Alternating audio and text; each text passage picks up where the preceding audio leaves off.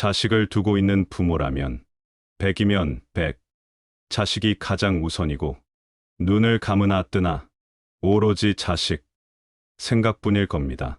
어떻게 해야 자식이 훌륭한 사람이 되고 잘 될지 한시도 걱정하지 않은 날이 없을 것입니다. 내 뜻대로만 따라주면 모든 것이 잘 풀릴 것 같지만 자식도 하나의 인격체라 내 마음대로만 되지 않습니다. 그러니 자식 이기는 부모 없다는 말도 나온 것 아닐까요? 그래서 세상에서 가장 어려운 것이 자식 농사라 하나 봅니다. 그럼 내 자식이 잘 되게 하는 방법은 정령 없는 것일까요? 그냥 자식이 알아서 좋은 선택을 하고 잘 풀리길 빌어주며 바라보는 것밖에 없을까요? 아닙니다. 자식이 잘 되게 하려면 우선 내 자신이 살아온 인생부터 돌아보시기 바랍니다. 돌이켜본 자신의 인생은 어떠하십니까? 내가 원하는 대로 잘 풀리면서 살았습니까? 아니면 남들처럼 부모가 바라는 삶에 나를 끼워 맞춰 살다, 그렇게 결혼하고 배우자에게 맞춰 살다가 자식을 낳고 그 자식에게 맞춰서 그렇게 살아왔습니까? 내 인생을 희생하면서 그렇게 살아왔는데 어느덧 나이는 중년을 지나고 있고 그렇게 잘 되라고 희생하고 헌신하며 키워놓은 자식들은 사춘기랍시고 자기 인생이랍시고 관심도 못 갖게 하고 자기들 마음대로 하고 배우자 역시 자식 신경 쓰느라 나는 뒷전이고 말할 시간도 없고 관심도 없고 행여 말을 하더라도 언제나 자식 이야기뿐입니다. 이러고 나면 내 삶이 참 덧없어지고 가슴 한켠이 허전해집니다.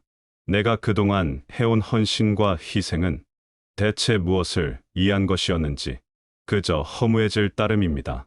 이런 허무함은 자식에 대한 배신감과 우울증을 불러옵니다. 그런데 내가 헌신하고 희생하면서 키워온 자식으로 인해 마음 아픈 것이 과연 당연한 것일까요? 자식 문제로 이야기하는 사람들의 대부분은 자식 때문에 너무 괴롭다고 이야기합니다. 그 괴로움이 너무나 당연한 것처럼 침을 튀겨가며 청산유수처럼 이야기합니다. 자식에게 집착하며 오로지 자식만이 1순위인 사람들은 계속해서 괴롭고 불행할 수밖에 없습니다. 부모가 바뀌어야 자식도 바뀌는 겁니다. 그래야만 자식도 자기만의 세계를 만들고 자기의 방식대로 인생을 살아갈 수 있습니다. 내가 낳은 자식이라도 자식의 인생까지 내 것이 될 수는 없습니다. 자식의 인생이 나의 인생이다 라고 생각하는 것은 서로를 너무나 불행하고 괴롭게 만드는 것입니다. 다 큰 자식이 성인이 되면 부모의 품을 떠나 독립하는 것은 당연한 순리이며 자식의 인생은 나의 인생이 아닙니다. 아무리 사이가 좋더라도 이렇게 미리 선을 그어두고 해야만 자식이 없어도 내가 살아갈 수 있고 자식도 내가 없어도 살아갈 수 있습니다. 이렇게 미리 연습을 해서 서로에게 독립을 해야 합니다. 몸뿐만 아니라 마음까지도 완전히 독립을 해야 합니다. 이것만이 부모도 자식도 행복할 수 있는 방법입니다. 어떤 일에 자식 때문에 라는 이유가 나온다는 것은 아직 자신의 인생이 자식으로부터 독립되어 있지 않다는 것입니다. 모든 사람은 자기만의 하는 일이 있어야 합니다. 사람은 뭔가를 하면 자식에게 덜 간섭하고 덜 신경 쓰게 됩니다. 하는 일이 없어 가만히 있으면 자꾸만 온통 신경이 자식에게로만 향하고 하나하나 간섭하게 되고 문제 삼게 됩니다. 하지만 하는 일이 있으면 자기 나름의 보람을 갖고 자기 실현을 하게 되는데 이게 참 중요합니다. 예를 들면 남을 위해 내가 가진 것을 나눠주는 봉사활동 같은 것들이 있습니다. 나 자신도 큰 보람을 느낄 수 있고 자녀도 이를 통해 많은 것을 배울 수 있어 더할 나위 없이 좋습니다. 할 일이 있다고 해서 그것만 해서는 부족합니다. 스스로 마음을 닦는 공부도 하고 내면을 아름답게 가꾸어 나가는 수행을 해야 합니다. 그렇게 늘 자기 자신을 다스리는 공부를 해야 합니다. 내가 나를 사랑하지 않으면 어느 누가 나를 사랑해 주겠으며 그런 부모를 보고 배운 자녀는 어떻겠습니까? 남에게 사랑받고 남을 사랑하는 출발점. 그 시작은 나부터 스스로를 사랑하는 거예요. 내가 나를 사랑한다는 것은 뭐 그렇게 거창한 것이 아닙니다. 그저 스스로를 괴롭히지 않는 것입니다. 자식이 내 마음대로 되지 않는다고 속 썩을 필요 없이 그저 자유로워지고 편안해질 수 있어야 합니다. 이런 것을 해탈이라고 하죠. 죽어서 천당이고 극락이고 무슨 소용입니까? 살아 생전에 해탈하고 열반을 이뤄 편안하게 살아야 합니다. 이것이 진정한 자유이자 행복입니다. 마음의 원리를 공부하고 수행하면 누구나 다 그렇게 될 수 있습니다. 처음은 쉽지 않습니다. 하지만 수행은 연습의 연습이고 실수의 반복입니다. 그렇게 연습이 계속되면 성공의 희망이 보이고 그렇게 수행을 정진하면 마음이 열리면서 힘이 생깁니다. 못해도 한 천일은 걸릴 것입니다. 왜냐하면 내 몸에 깊게 배어든 습관은 한순간에 바뀌지 않는 법이니까요. 자신을 위해서 100일 정도 참고 기도를 하면 나의 진정한 모습을 조금은 볼 수 있게 되는 거죠. 이렇게 자신을 돌아보고 습관을 바꾸어 나가면 자식에게 좋은 본보기가 될 것입니다. 부모는 자식의 거울이라고. 무슨 말이 더 필요하겠습니까?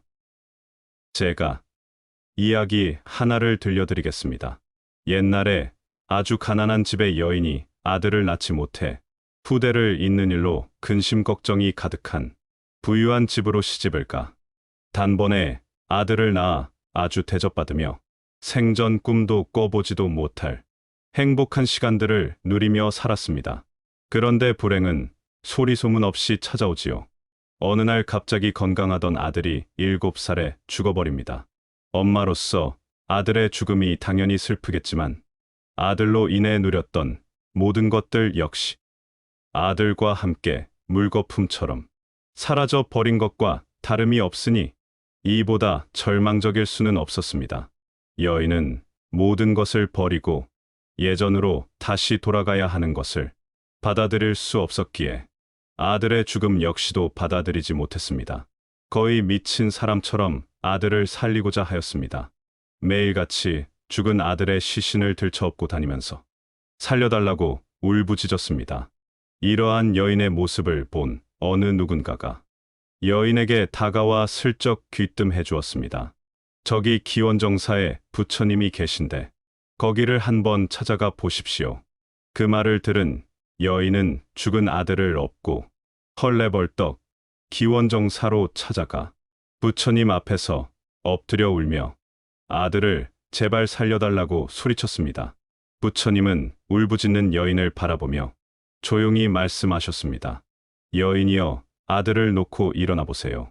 지금 당장 마을에 가서 사람이 죽지 않은 집에서 겨자씨 한 움큼을 얻어올 수 있겠습니까? 부처님의 말을 들은 여인은 겨자씨 한 움큼이면 우리 아들이 살아나겠구나 생각에 눈물을 닦고 마을로 달리기 시작했습니다. 마을에 도착한 여인은 보이는 집마다 들어가 말했습니다. 겨자씨, 한 움큼만 얻을 수 있을까요? 이 집에 혹시 죽은 사람이 있습니까? 이 말을 들은 집주인은 아이고, 얼마 전에 제 할아버지가 돌아가셨는데요. 라고 답하였습니다. 이 집은 안 되겠다 싶어서 다른 집으로 갔습니다. 그런데 이 집에서도 할머니가 돌아가셨다고 했습니다. 다음 집도, 그 다음 집도 계속해서 방문했지만 사람이 죽지 않은 집은 단 한 곳도 없었습니다. 그렇게 해가 칠 때까지 사람이 죽지 않은 집을 찾아다니느라 힘이 다한 여인은 터덜터덜 걸어 마지막 집에 가서 물었습니다. 이 댁은 사람이 죽지 않았습니까? 이보시오. 사람이 죽지 않는 집이 어디 있소? 그 말을 들은 여인은 그제서야 큰 깨달음을 얻었습니다. 어떤 집이든 사람은 다 죽는구나. 그저 오늘 죽느냐, 내일 죽느냐. 죽는 시간이 다른 것일 뿐. 결국 사람은 태어나면 다 죽는구나. 내 아들만 죽은 것이 아니구나. 내 아들의 죽음에 사로잡힌 나머지 나만 너무 고통스러운지 알았는데 세상에 나가 보니 죽음이란 그저 보편적인 현상이구나라는 깨달음을 얻었습니다. 삶의 안에는 죽음도 포함되어 있다는 것을 깨달은 것입니다. 그제서야 여인은 자기 아들의 죽음을 받아들이고 마음속에 움켜쥐고 있던 집착을 내려놓습니다. 집착을 내려놓고 나니 사물이 눈에 들어오기 시작했습니다. 그리고 여인은 밝은 얼굴로 부처님께 돌아왔습니다. 슬픔은 가시고 밝은 얼굴과 함께 기쁜 마음으로 돌아온 여인에게 부처님은 겨자씨를 가져왔냐 물었습니다. 여인이 부처를 보며 답하였습니다. 부처님, 저는 이제 겨자씨가 필요 없습니다. 그렇습니다. 여인은 죽은 아들을 살리지 않고도 마음의 평화와 행복을 얻었습니다.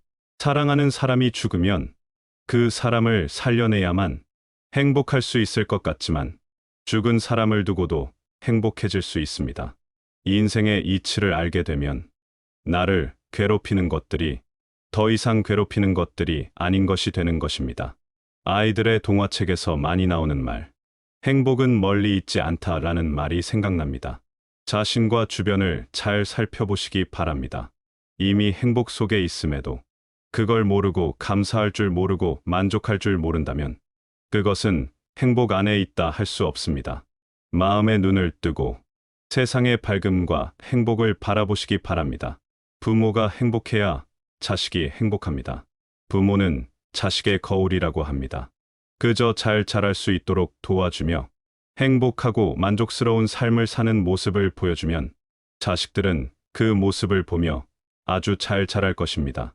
법륜 스님께서도 행복 또한 그렇다고 말씀하십니다. 부모가 행복해야 자식들이 따라 행복해질 수 있다고 말이죠. 자식들 일에 하나하나 간섭하면서 해라 해라 하는 게 아니라 내가 하면 자식은 따라서 하게 됩니다. 부모들이 행복하면 자식도 행복해진다. 부모의 믿음과 사랑이야말로 자식을 강하고 훌륭하게 키워낼 수 있는 단 하나의 비결입니다. 부처님과 법륜 스님의 지혜로운 가르침 어떠셨나요? 자식 때문에 막막하고 답답했던 것들이 해소되는데 조금이나마 도움이 되었길 바랍니다. 긴 영상 시청해 주셔서 감사합니다.